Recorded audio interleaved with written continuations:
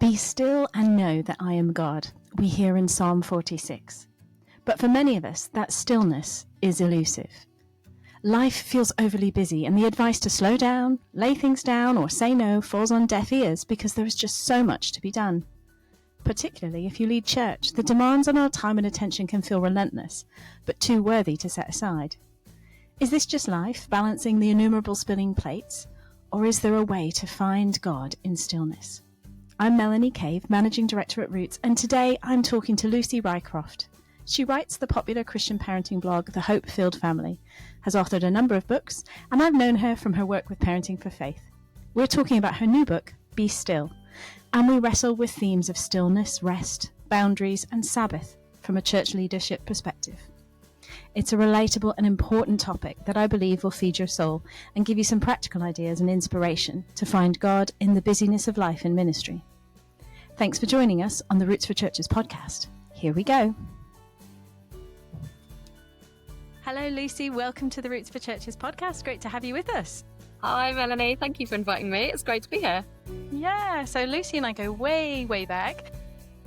I knew you when you were working for Parenting for Faith, and we've been at many a conference where we've been on a stand next to each other or at an event or on Zoom rooms together. But it's great to be able to talk to you about your new book that's come out. Do you want to give us a wave of the book and show us what it looks like? So that's a wave for me. This is a wave of the book. Ooh, Be Still. 30 devotions. Oh, it's lovely. For those who feel anything but.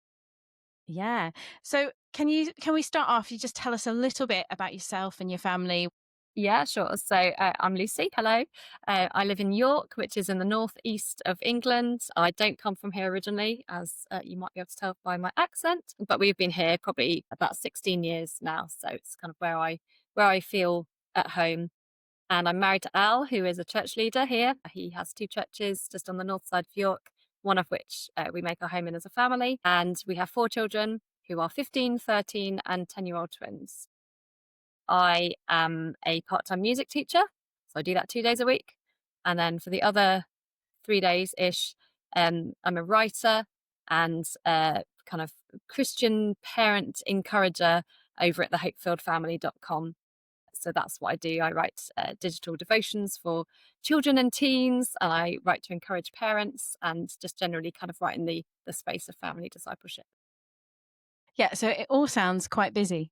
Yeah, it is. It sounds like there's an awful lot going on. I mean, my head is spinning already. And they're active children as well. So you've written a book called Be Still, 30 devotions for those who feel anything but. I imagine that feels very live for your life. Yes. Yeah.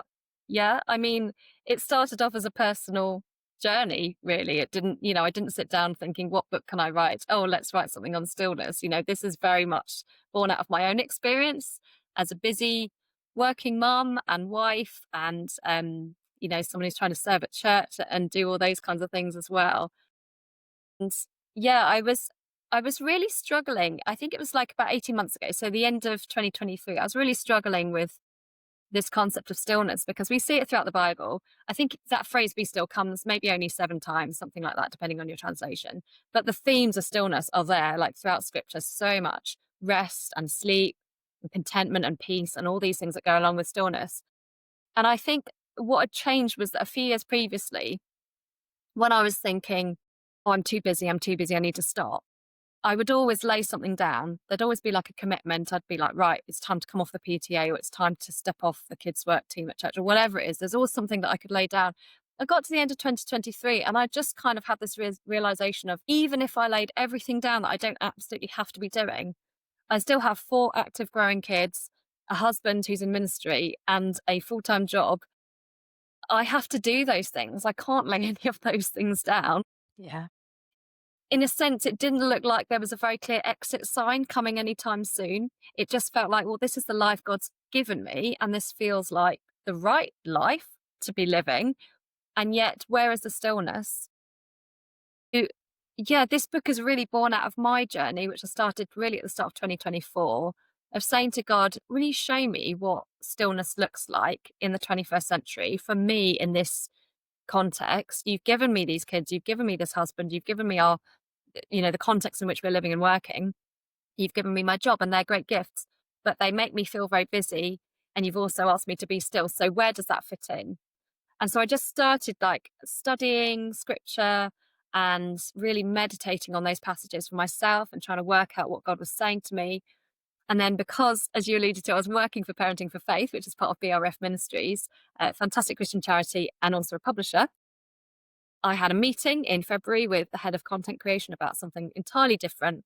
And at the end of the meeting, she just said, you're an author. We know you're an author and it'd be nice to make use of you while you're here. So we just wanted to let you know that if you had any idea for a book and wanted to kind of submit a book proposal to us, we'd be really interested. So I thought, oh, that's really nice. And kind of ended the Zoom call and thought, great. Hadn't been thinking I was going to be writing a book for grown-ups because I mainly write books for children.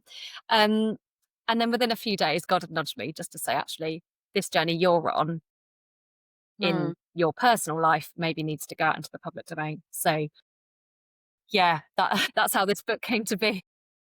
And I mean, I resonate with this. Working mum, I've got 3 kids, involved in church leadership, all of that. It is relentless. And I think almost anybody listening to this will be like, the challenge is real. The challenge of feeling like you've got to do an awful lot just to stand still. So, but I wonder if it's even more exacerbated for church leaders. You obviously have an insider's view of this, watching your husband, and there's often not a lot of separation between. When you're married to the church leader, you often get involved in it as well. Why do you think church leaders in particular struggle with this idea of stillness and rest? Well, it's the job that never ends, isn't it? And it's not unique in that respect. But it still is a job that you could just keep on doing more and more for. And that's one thing. And as I say, it's not unique to leading a church at all. But there are another couple of unique things about it, which I think if you put the 3 of them together, you get a very unique job. Firstly, you've got the fact it never ends. Secondly, you've got the fact that you are dealing with an emotional load and a pastoral load, as well as trying to do vision and strategy and admin and all that kind of stuff as well. I'm a teacher and I have pastoral responsibility in my classroom, but I don't have responsibility overall for the vision of the school. That's the head teacher's job.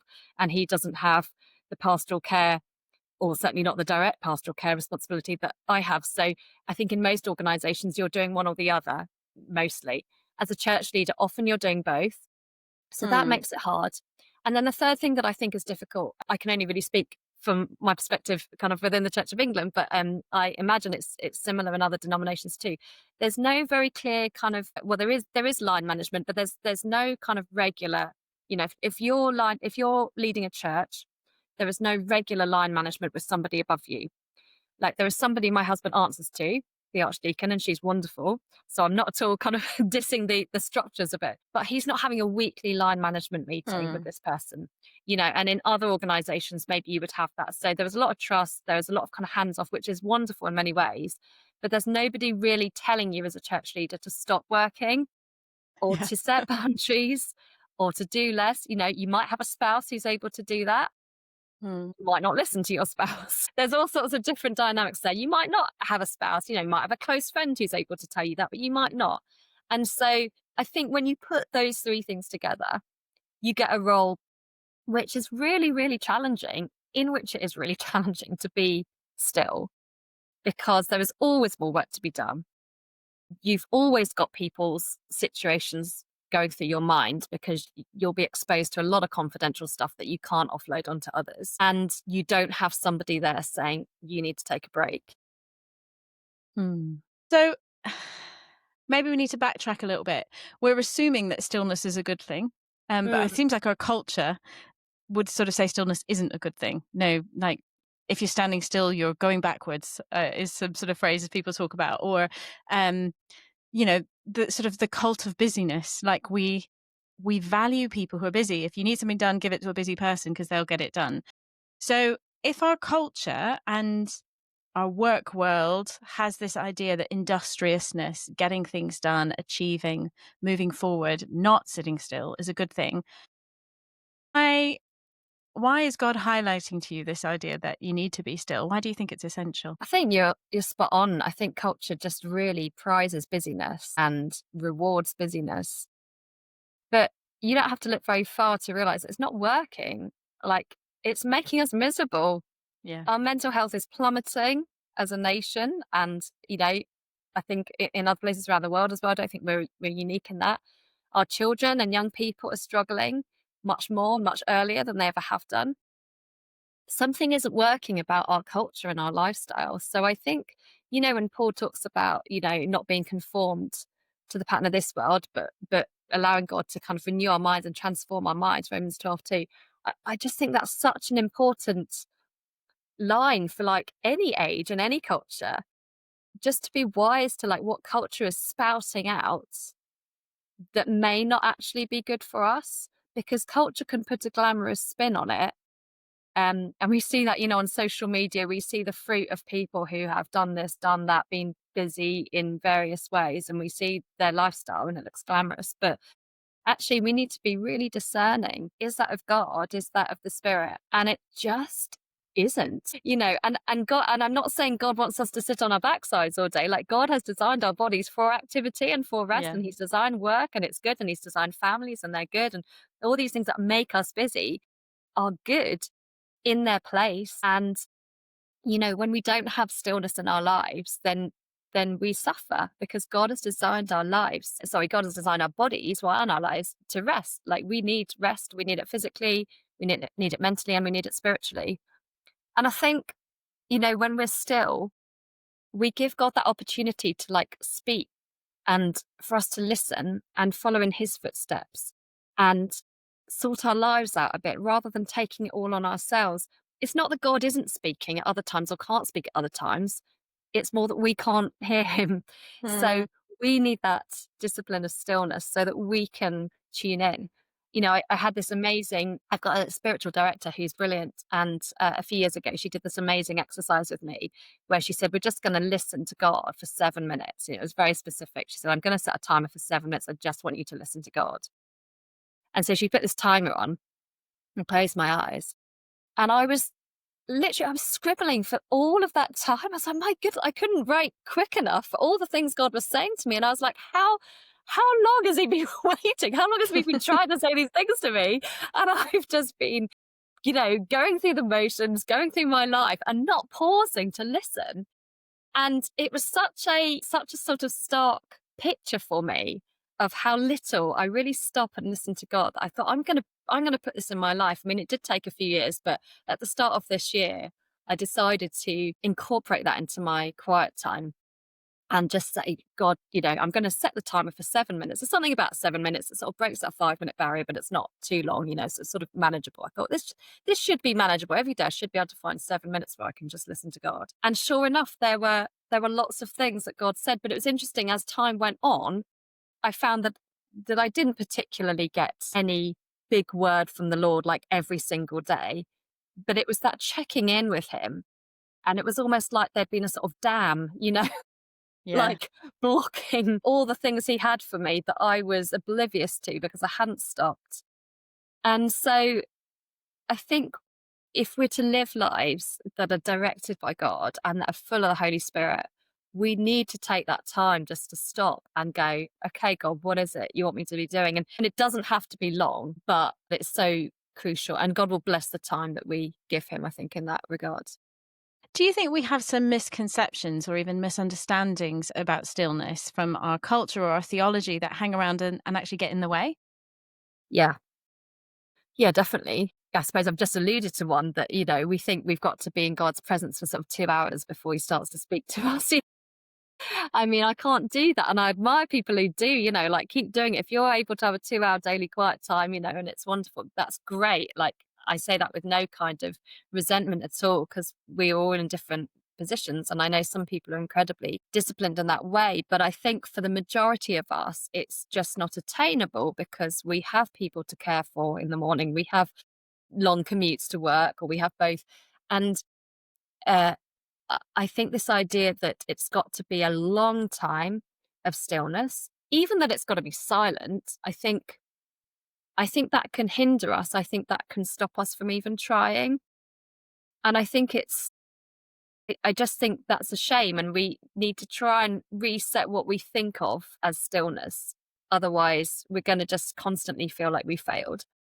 So one thing, the main thing I would say that God has been teaching me over the last 18 months or so is that stillness is a mindset. I need to tread carefully here because I'm not saying that we never need to be physically still. I think that's really important. I think silence is really important. But I also just think we can find stillness in lots of places if we are intentional about looking for it. So to give you an example, on Saturday, I was hanging up the washing as you do, and I was starting to feel a little bit of resentment because I'm sure lots of people can relate to this, but it's my Saturday, it's my free day, my day off, and I'm spending it alternating, giving lifts to the kids because they're off everywhere, parties, sleepovers, gymnastics, you name it, and doing housework. And I'm not sitting with my feet up. I'm doing some laundry. Then I'm going to go and pick my kid up. Then I've got to drop another kid somewhere else. And then I'm going to make lunch for the ones who are home. And, you know, and I just started to feel a little bit of like, this isn't being still. And just straight away, just like that, I just kind of was really challenged. Actually, no, this is a moment of stillness. Like, let's redeem this moment to God. And so I started pegging this washing, and just so much gratitude poured out of my heart to God. You know, thank you for my kids, such a blessing. And thank you for these clothes. Thank you that we've got clothes to wear. And thank you that they've got friends that they want to see and activities that they love doing. And just thank you for the sun that's shining down on me. And that moment, just a few minutes, became a moment of stillness and refreshment for me, even though I was doing a job. One of my thank yous was thank you that nobody's talking to me in this moment or asking me for things because that's rare. So, you know, God's really good. And I think if we're intentional about finding stillness, did I get stillness in a conventional way on Saturday? Probably not. But I got rest and I got refreshment because through what I was doing, through what I had to do as a mum and as a wife, not saying it has to be the woman at all. We share the mental load. I'm not saying that. But, you know, there are jobs that both of us have to do as parents, as spouses. Like, just happened that I was doing the laundry, just in case any feminists comment. Uh, um, that, you know, God provided stillness Yeah. within the stuff I had to do. And he's gracious to do that, I think, if we're intentional about seeking him in it. So when you're saying stillness, are you saying there's something about more of a posture of attentiveness to God that happens in that stillness of like, it's more about calming my spirit or my mind to be able to be attuned or present to God rather than physically being still necessarily or having nothing on the agenda for that moment? Or is there some, I mean, I think there's probably a crossover. Like, it's very hard to have a still mind if you are doing lots of stuff. Yeah. But as you say, it can be snatched or can be a habit that you train your mind into. Yeah, I think it's a bit of both, isn't it? So sometimes if you're being intentional about seeking stillness, God will prompt you in those moments, like he prompted me when I was hanging the laundry on Saturday. And there were other times where I felt God prompting me to just sit down, to just have some physical stillness, even though there's jobs to be done. And so I think it's about that attentiveness, definitely. And it's about realizing that nobody else is going to do the stillness for us. Like, only we can kind of make that decision, and God will not force us into that. So we need to be responsive and obedient when we hear those nudges. And as you said before, it's not something our culture prizes, because our culture thinks we should be doing this, that, and the other, even as parents. But sometimes God will say, just sit down. Like, you don't need to do the washing up at this very moment, or you don't need to, you know, launch into the next thing that you're doing. You can just have a moment. And so I think it's being attentive and obedient to those nudges. It makes me think of the whole concept of Sabbath. I was reflecting on that fact that it feels like it's not one of the 10 commandments that people are that bothered about anymore. Like when my Yeah. mum was growing up, there was a big thing of like, we don't go shopping on Sundays. Even if the shops are open, we don't go. They didn't even play card games. I'm never quite sure like why a card game was okay on a Saturday, but bad on a Sunday. But like, you know, you couldn't go to the cinema on a Sunday. And I thought it was a little bit hypocritical because we often went out for lunch in a restaurant. So those people were allowed to work, but not the people at the cinema. But anyway, the logic of it was there was some sort of rules around how we kept Sabbath. It was a Mm, special day. I just feel like most people wouldn't know that it's Sunday. Like it looks like a Saturday to a lot of people. If you go to church, that's probably the distinctive. But we don't keep Sabbath in that way. And that whole idea of trusting God, you know, stopping working and trusting that God's got this and the world will keep turning and that I'm not essential to making the world turn, that whole Sabbath thing is a big deal. But I don't think Christians practice it anymore. Why do you think that is? And is there something we can do about that? Or is that something we need to like come back to in our churches and really talk about Sabbath a lot more? There's been books about it. I'm not saying nobody's talking about this, but it's just not catching hold in the way that I think we need. Yeah, and I hate to disappoint you, but I've not got any answers either. I've got a few thoughts which I'll share, but I agree. I think it's super difficult to know what that means, what it looks like, and like you were saying, I mean, I remember shops being shut on a Sunday. I remember when they started to open, and the big kind of furor that caused in the church. Like you say, a Sunday looks like a Saturday. I mean, any day of the week can be our Sabbath, right? But for those of us who were taking it on a Sunday, it's really difficult. You know, there used to be limitations on what you could do on a Sunday. There aren't anymore. So it's hard not to get sucked into that. And I think even if we're trying to keep the Sabbath, those around us are not. So your kids will still get invited to parties on Sundays. You will still There'll get be invited sports to things. fixtures. There'll be sports fixtures. There'll be all sorts of things going on a Sunday. And I think yeah, I think even within a family, to be honest, you know, a few months ago, I realized when I was thinking about the Sabbath that probably in our family, we're a 50-50 split as to who needs to take a Sunday Sabbath and who needs to take a Saturday Sabbath because of what we're doing on those days and what feels restful. But then I think that's a grey area as well. Like what feels restful to one person does not feel restful to another. So what should we be doing? You know, is it right to go shopping on the Sabbath? Well, you could argue no, because it's work. Or you could say yes, because for some people, shopping is a real treat. It's a hobby. It's a, you know, relaxation. It's something that's restful and fun. It's very difficult to kind of, sort of work it out. And then I think people just think, oh, it's too much effort. And it doesn't seem to be very, very possible. So I won't. And it is really, really hard. But I think I find it helpful to kind of remember like the context into which the Sabbath was given to the Israelites. And, you know, did the Israelites still care for their kids on that day? Yes, of course they did. You know, if their kid fell over and had a grazed knee, like you'd clean up that knee. You wouldn't just say no because it's not the Sabbath. And caring for kids, certainly in my stage of life, is something that makes Sunday or whatever day I'm taking as a Sabbath not feel as restful. Let's be honest. I mean, a bit more now that they're older, but certainly with young kids, I remember getting home one Sunday when we had a toddler. I think we'd been for lunch at someone's house and just feeling so much like I could really want a nap right now. I just really want to go to bed. And I can't because I've got this kid who needs to be looked after. And, you know, that feeling of like, I can't actually rest on this day. But, you know, they still looked after their kids. That was allowed on the Sabbath. They must have still done something about meal preparation. I know the Jewish tradition is to prepare meals the night before Sabbath, which is great. But there must have still been some effort taken to get that meal out to people, to tidy it away again. So there must have been little bits of work going on the Sabbath. So we don't need to like beat ourselves up or feel legalistic about it. I think the most helpful thing I've ever heard anybody say about the Sabbath, and I think it was Dr. Marva Dawn, I might be wrong, but even if I'm wrong, her YouTube video on the Sabbath is well worth a watch. So I'll pop it maybe I'll give it to you to pop in the show notes or something because it's only about 10 minutes or so, but it's really, really good. But it was either her or somebody else who said about Sabbath being permission. Permission to do things, permission not to do things.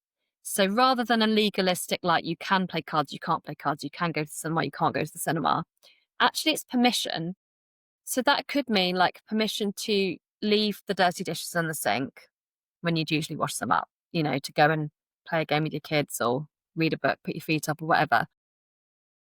It could even mean like permission to go and do a food shop because the week coming is really busy and you're not sure when you're going to get the food bought, if that's going to make your week less stressful. I would particularly, I think, argue that that's maybe not a weekly pattern, but it's that permission, isn't it? It's that saying, actually, God's given you permission to kind of to rest on this day, and that looks different for different people. I think the Sabbath is about God, and it's about other people. So essentially, if you're focusing on God on the Sabbath, and you're focusing on other people on the Sabbath, I don't think you can go far wrong. Is having people round for lunch a Sabbath activity? Because it's a heck of a lot of work to have people round. Yeah. And yet I think it's a great use of Sabbath, Yeah. you know. And you can get to the end of a Sunday if you've had lots of people around thinking, oh, I'm exhausted. But that's a good use of Sabbath, I would say, because you serve God and you served other people and welcoming them into your home. So, yeah, sorry, that probably poses more questions than answers, but definitely look at Dr. Marva Dawn. And yeah, permission, I think, is how I like to think of the Sabbath. Yeah, I think that's quite a nice way of, but I think that's what we often need is permission to stop, permission to pause, permission to trust God, permission to not do it all ourselves, permission to still ourselves and wait on God's guidance. And I think what we have instead is this cultural narrative, or even, and it can be a Christian one, of like, work harder, do more. You're working for the Lord after all, particularly for church leaders. You're working for God. There's so much to be done. And Yeah. there's always people who need to meet Jesus. And so it can be really hard to draw the line between work, social world, friendship, pastoral responsibility. All of that can be really blurry. I think for church leaders, often you're working. Sunday is a work day for a church leader quite regularly. A lot of church leaders will have a Monday or a different day off, but you are working weekends. You're available to your congregation when they're off work. So you're often working all around the non-normal hours, if that makes sense. But then there's Yeah. stuff to be done during typical working hours, like toddler groups and safeguarding reports and finances and all of that stuff. So how do church leaders particularly connect with rest when it's such a blurry work-rest balance? Yeah. It's really hard, isn't it? I know that, if not firsthand, then very close to firsthand, being married to a church leader and having been the daughter of a church leader as well for the first 18 years of my life. There's that brilliant verse in Psalm 127, verse 1. I like the Good News translation probably because that was when I first discovered this verse, when I was still using that translation. And it says, if the Lord does not build the house, the work of the builders is useless. I think the NIV says in vain, but I just like the word useless. I think it kind of says it as it is. And we all know that, don't we? But it's good to be reminded of that. It's good to be reminded. I think there's two key things in that verse that are good to kind of remind ourselves of. I think, firstly, the idea that it's God's work. So actually, we need to spend time asking Him what that work is and what He wants us to be doing for it. We can't just plow ahead with our own plans. That's no good to anybody. We need to, we need to kind of know what He's calling us to do in this season and what He's calling our churches to and our families. And then secondly, yes, we're working for the Lord, as you say, but we're doing His work, not ours. And He created us with limitations and He knows that. So, not only is it God's work, but He's not expecting us to play God because we're not. He knows the limitations He's given us. He never expects more from us than we can physically and mentally give. He expects us to rely on His power to fill the gaps, and it does. Now, I know it's not as easy as saying just like work less, because there's so much to do as a church leader. I know that, from living with one for most of my life, but the work will expand to fit the time you give it. So it is really, really essential to step back and set boundaries, because the work will not naturally set boundaries for you. You have to do that job. If you're going into church leadership, then this is the perfect moment to do it. But if you've been entrenched in church leadership for a number of years, you can take that step back at any time and decide on your boundaries. And to be fair, like, they'll look different for everyone, and they'll be a little flexible anyway. And they might move around even on a weekly basis. Those boundaries might move a little bit. I think there's probably some that you set in place that stay for years and years. But on a weekly basis, just because of the nature of the job, they might change around. So there's no like right or wrong time to set boundaries, apart from now, really, if they're not already in place. And I think a spouse or a close friend, as I said before, can be really helpful here. So, like, we would plan our week, say on a Sunday night, me and Al, and we kind of just look at the diary and work out who's doing what in the week and what needs to happen in family life and who's going to do the different jobs, who's going to walk the dog, who's going to make dinner and that kind of thing. And I think my role sometimes is to, and he's not a workaholic particularly by any stretch of the imagination, but he works hard because he's leading a church. But he's, I'm grateful that he's not kind of married to his job. But even so, he needs me to sort of help him set boundaries. So, like, last week he wanted to go to the men's curry night at church, or felt he should go, and it was on a Friday, which is our date night. So I was like, that's great. We need to set aside another night then, because our marriage needs that investment, and we've learned over time that our marriage needs that little kind of weekly input and bit of time together. So we're able to sort that out because we've sorted it out at the start of the week. I think another boundary that I've noticed that he sets for himself is that he's had quite a lot of evening commitments recently, which, some church leaders have a lot of evening commitments, and he doesn't have regular ones, but he's had quite a lot recently. But one thing he's been doing with our twins, who are 10, is reading the Harry Potter series to them. And he started last August, and he's nearly finished the last book. So yeah, it's taken about a year, and it's a really special time for the three of them. It's really lovely. I've read the books before, so I'm happy to sort of stay out of it and leave it to the three of them. They're getting really into it. And it's so lovely to see, and he does all the accents much better than I can do. Brings the characters to life. But most of that happens at bedtime. He's not been around at bedtime recently, so he'll take some time out when they get back from school and read to them then. And he finds all these kind of odd nooks and crannies and odd moments in which he can read to them. And often it's when he could be working, but he's not. And so I've kind of I hadn't even really realized that, I think, until preparing for this interview, that actually that's his moment of saying, this is, I'm going to stop work and I'm going to connect with my kids because I won't see them tonight. And so you do have a little bit of flexibility as a church leader, or you should have. Things should be set up in a way so that if you're working an evening, you can take some time off earlier in the day, or you can have a later start, or whatever it is. It will look different for everyone, but I think the thing to stress is that nobody is going to set those boundaries for you. Like, that's got to be your job. By all means, utilize other people around you to help with that, because close friends, spouses, or whatever can be really helpful, and I'm sure they'll want to help. But be strict. Be strict about setting those. Be kind too. Because sometimes you're just about to put your feet up, crack open a bottle of wine or something, and a call goes. You get a call to say someone's in hospital or someone's about to die or whatever it is, and you need to go in that moment. Of course you do, but those things are emergencies. They don't happen every day in ministry. Most of the time you can set boundaries and you can stick to those boundaries, and what people think is urgent is not always as urgent as it actually is. Are you talking to your children at all about this idea of stillness? Is there sort of framing or coaching them in that? I'm just thinking, like, how does this get passed on? Do we see it modeled? Yeah, that's really interesting, isn't it? I'm not sure I am, other than they know the book's coming out and we've kind of talked sort of quite broadly about it. I'm always quite aware, I suppose, even if it's not something I speak to them about, I suppose the language we use to them maybe just is a little bit different. So we're very aware that we don't want any of them to feel like they have a sort of stressful, pressured life, that life is all about just activity all the time. Of course, part of life is learning to deal with stress and pressure, and they'll have to learn that. And our job as parents is to kind of help them organise their time and help them to kind of manage different expectations. Our eldest has just had mock exams, and I think it's all been a bit of a shock to the system, how much there is to do. But our job there was to support him and to, not to minimise it and say, actually, your life shouldn't be this stressful. Well, yeah, sorry, in life there are stressful things that happen, like exams, and it's kind of good preparation for the rest of life. But we can kind of minimise that by sort of helping him work out how he uses the rest of his time, by making sure he's well supported in other areas and that he doesn't feel kind of any additional burden on him at that time.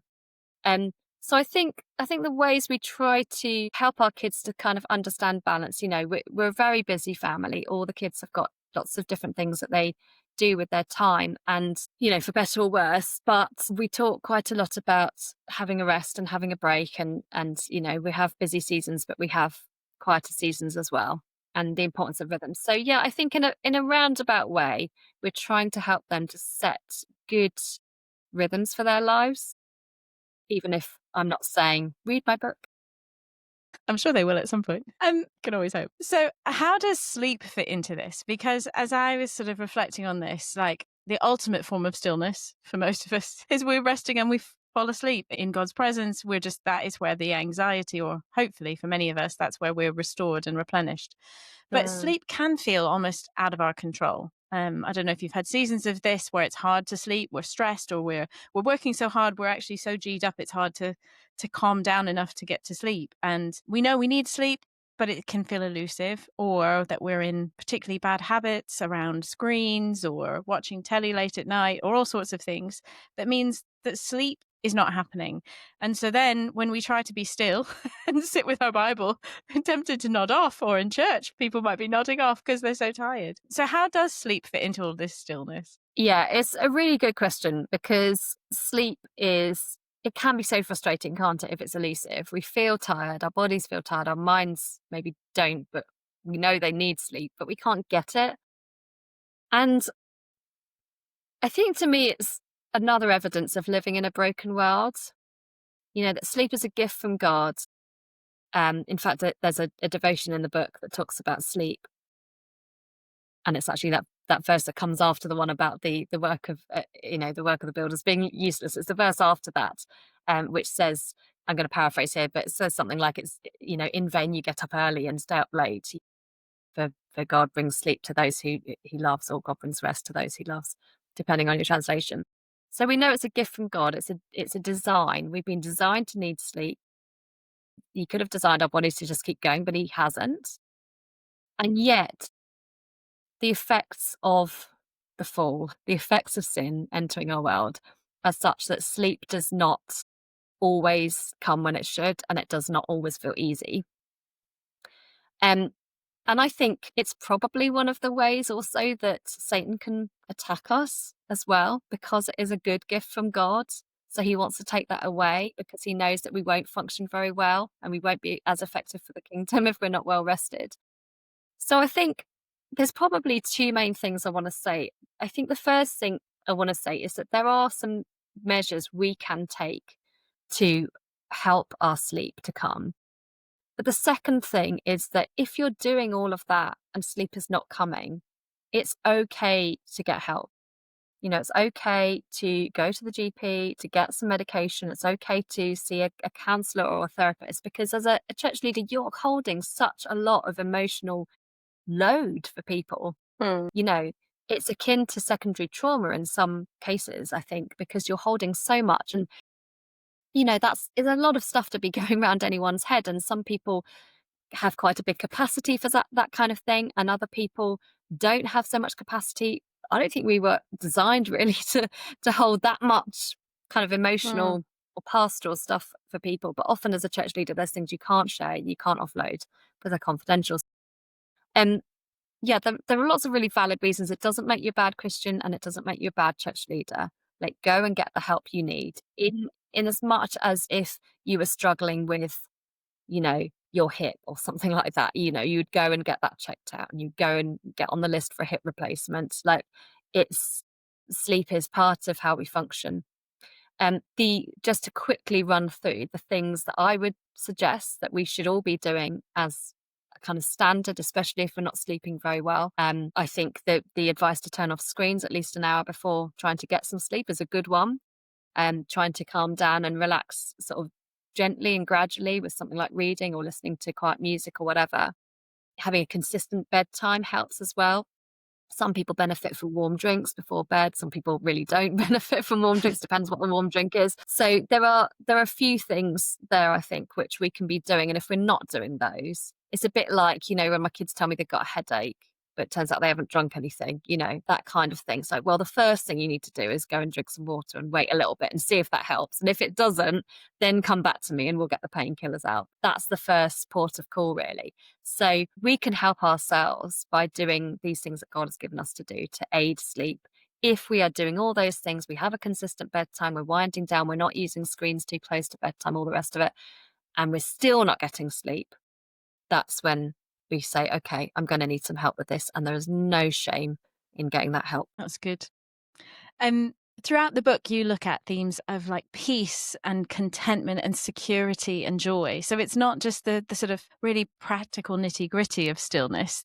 These are actually much more like deep, big emotions, or they're not emotions, but big soul things that we grapple with. And many of us, I would say, still struggle with some of these things as mature Christians. Contentment, deep joy. I think joy is a fruit of the spirit, but it's one of the ones I hear my peers talking about a lot. Like, how do I really find peace and joy?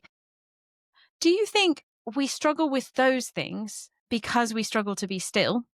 Or are we struggling to be still because we lack peace and contentment, security and joy? Is it like a chicken and egg thing here, or is there a sequence of like stillness actually brings us one of these? It might be a bit chicken and egg. I'm sure it is. But I think it's easier when we are intentionally putting a practice in place to put in a practice of stillness rather than a practice of contentment or joy or peace, because those are wider things and it's harder to pin down.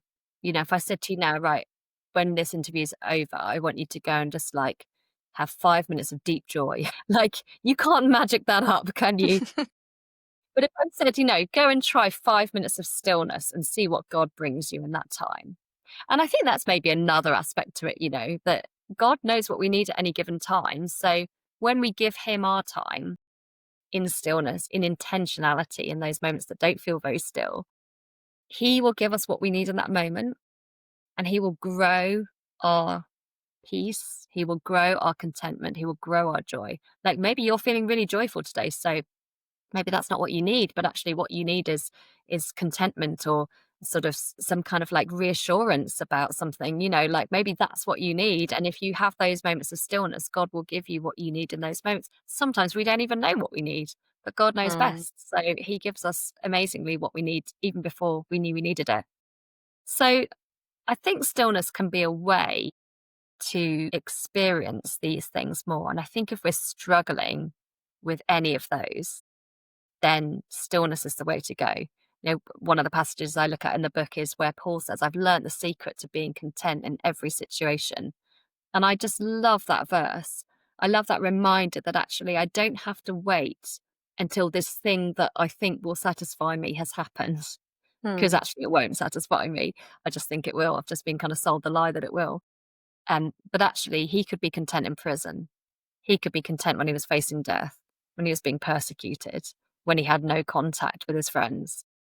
Like, if he could be content then I think I can learn a bit more about contentment. I don't think I'm there yet in terms of learning everything I can about contentment. So you've hit the nail on the head. There's a lot of aspects to stillness. And I think it's difficult to be still, sure, when we don't have these things. But I think maybe stillness is the starting point. And once Mm. we start to intentionally carve out moments of stillness, God then fills us with what we need to have. So, as we finish, can you take us on some practical steps towards doing more of this in our lives? Is it literally just try to be more still, or do you have practices that that help you still yourself before God that you can give us? Obviously, we want people to buy the book, which has 30 devotionals, which will help people. But can you give us something we can try as we finish this podcast? Yeah, just a little plug for the book, actually. It's 30 devotions, and each one of those has a stillness idea attached. Now, if you were doing the devotional in 30 days, I don't recommend you try every stillness idea, because some of them would take days or even weeks to kind of embed. But if you were doing like one a week or something, you might be able to do that. Or just pick out, a couple of stillness ideas. But just to say, there's lots of practical advice in the book. But yeah, I'll just pick out 3 if that's okay. Mm-hmm. I've talked about intentionality in the small moments. So just being aware of God's presence when you're doing whatever. I won't count that as one of the 3 because I've already said that, but that would be an extra, like a little bonus. I think we need to we haven't talked much about phones actually, but I think our smartphones can be a real antidote is the wrong word. It's like the thing that prevents stillness, because I don't know who waits for a bus anymore without pulling out their phone just to see what they can consume in that minute or so before the bus comes. Like, we don't have those downtime moments anymore because we pull out our phones. So I think if we can get better at resisting our phone, try it. Next time you have a down moment and you're about to pull out your phone, don't. Just leave it in your pocket and just see what happens, and just enjoy that moment of nothingness. So I think that's a practical step we can take. Stepping outdoors into nature is great. It's not that practical for a lot of us to spend a lot of time outdoors, but we can do 5 minutes. We can say, right, 5 minutes over my lunch break, or 5 minutes first thing in the day. I'm just going to step outside with no agenda at all, but I'm going to breathe in the fresh air that God's given me. I'm going to listen to the birds' song. I'm going to listen to the traffic, depending on where you live. I'm just going to enjoy being outside, seeing the sky above me, You know, even if you're in the most built up area, you can still praise God for the sky, the clouds, the sun, or whatever. But getting out into nature, you know, God's given us nature as a way to reset and refresh our bodies and minds. And then another little random kind of thing, which I found worked quite well when I was working a lot from home, is on a Friday. I mean, you could do this every day, but I did it on a Friday. I'd finish my work, and obviously I'd be working in the same space that I work in the dining room, so we'd later be having our family meal around the same table. And I needed a cut off. I needed a sort of break between the two. So I just went and lay on my bed. I put some soft music on, 10 minutes, put the timer on, no agenda, no Bible reading, no intentional prayer necessarily, just lying on my bed, just resting for 10 minutes, do 5 minutes if you can't manage 10, but just that little bit of break between work and the rest of life just reset me. It just brought my week to an end, my working week to an end, and was like, right, now it's the weekend, and that helped me. So there you go, a few practical tips. That's brilliant. Thank you so much, Lucy, and encouraging people to pick up the book and engage more with stillness in our lives. We can see the fruit that we need, and this is a way into it. So thank you so much for sharing your insights and your wisdom on this, and really looking forward to people getting hold of this book. Well, thank you for having me. It's been lovely to be here. It's been great. Thanks, Lucy. Be still and know that I am God is part of Psalm 46, the focus passage in our weekly resources for the Festival of Christ the King on November 23rd, 2025. We hope this podcast helps you in your thinking and preparation for that Sunday. Roots produce a wealth of resources to help you lead great church, from Bible notes to sermon starters, whole service outlines, and weekly commentary on the intersection of the news and current events with the week's Bible passages. We've also got articles on chewy theological issues. So head to rootsforchurches.com to take out a free trial to see everything that's on offer. You can find links to Lucy's book and her blog, thehopefilledfamily.com, and the videos she mentioned in the show notes. If you enjoyed this podcast, please subscribe and share with leaders in your church and network, and leave us a review as that helps others find it. Together, we can grow.